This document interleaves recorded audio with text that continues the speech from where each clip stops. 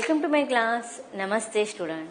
बच्चों, आज हम हिंदी विषय पढ़ने जा रहे हैं जिसमें हम व्याकरण पढ़ेंगे। व्याकरण में हम लेखन कौशल पढ़ने जा रहे हैं जिसका यह सेशन नंबर 1 है।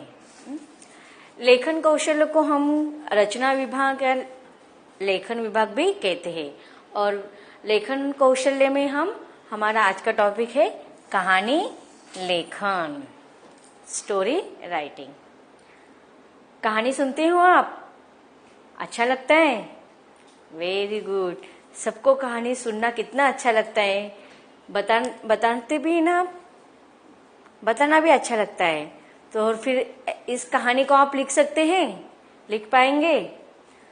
हमें कहानी सुनना, कहना अच्छा लगता है, लेकिन लिखने में कंटाला आते हैं। सुनी है आपने कभी कहानी? किसके द्वारा? दादी, नानी, इनके द्वारा सुने ना। मैंने भी बहुत सारी कहानियां सुनी हुई है। कहानियों के भी तो बहुत सारे प्रकार होते हैं। परी की कहानी, राक्षसों की कहानी, पशु पक्षियों की कहानियां, बहुत सारी कहानियां होती है ना। तो चलो आज हम कहानियां कैसे लिखे जाते हैं इसका अध्ययन करेंगे। सबसे पहले कहानी लेखन किसे कहते हैं यह संक्षिप्त में देख लेते हैं। कहानी लेखन का अर्थ है दिए गए सूत्रों या बिंदुओं को ध्यान में रखकर कथात्मक विस्तार देना या कहानी को रूप देना। अब देखिए, जब आपको एग्जाम में कहानी लिखने के लिए पूछा जाता है प्रश्न, तब उसमें आपको कुछ पॉइंट्स दिए जाते हैं, अर्थात बिंदु या सूत्र, और उन पॉइंट्स के आधार पर आपको कहानी बनाकर लिखनी होती है। कहानी किसी भी विषय पर लिखी जा सकती है, किसी व्यक्ति पर, किसी घटना पर, किसी स्थिति पर अपने मन के विचारों को हम लिख सकते हैं।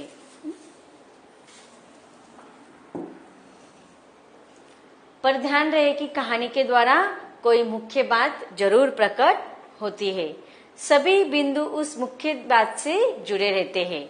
तो देखो, जब हमें एग्जाम में इस प्रकार के पॉइंट्स दिए जाते हैं तो पॉइंट्स में हमें कुछ ना कुछ एक मुख्य उद्देश्य होता है, अर्थात जिसे हम कहते हैं सीख, मोरल ऑफ द स्टोरी।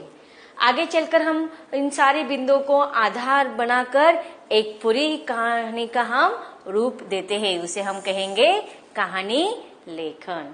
चलो, तो सबसे पहले हम ऐसी ही एक उद्देश्यपूर्ण अर्थात सीख देने वाली कहानी को पढ़ते हैं।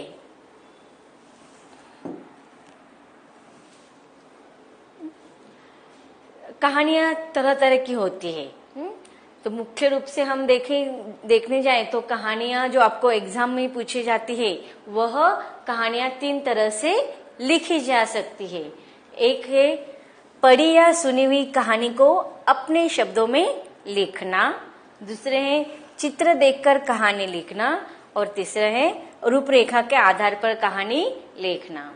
अब देखिए, चित्र देखकर कहानी लिखना, इसमें आपको तरह तरह के चित्र दिए जाते हैं और उस चित्र को आधार बनाकर आपको कहानी लिखनी होती है।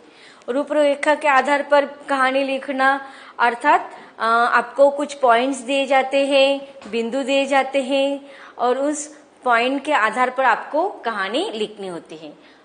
या फिर पढ़ी या सुनी हुई कहानी को अपने शब्दों में लिखना। आपको एक विषय दिया जाएगा, उस विषय को माध्यम बनाकर आपने कभी आपके जीवन में पहले पढ़ी होगी या सुनी होगी, उस कहानी को आपको लिखना होगा। तो सबसे पहले हम पढ़ी या सुनी हुई कहानी को अपने शब्दों में लिखना, यह कहानी के प्रकार को हम देखते हैं।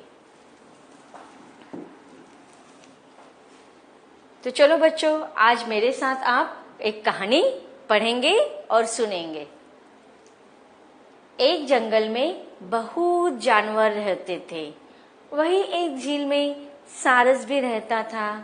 उस झील में पानी पीने के लिए जंगल के सभी पशु पक्षी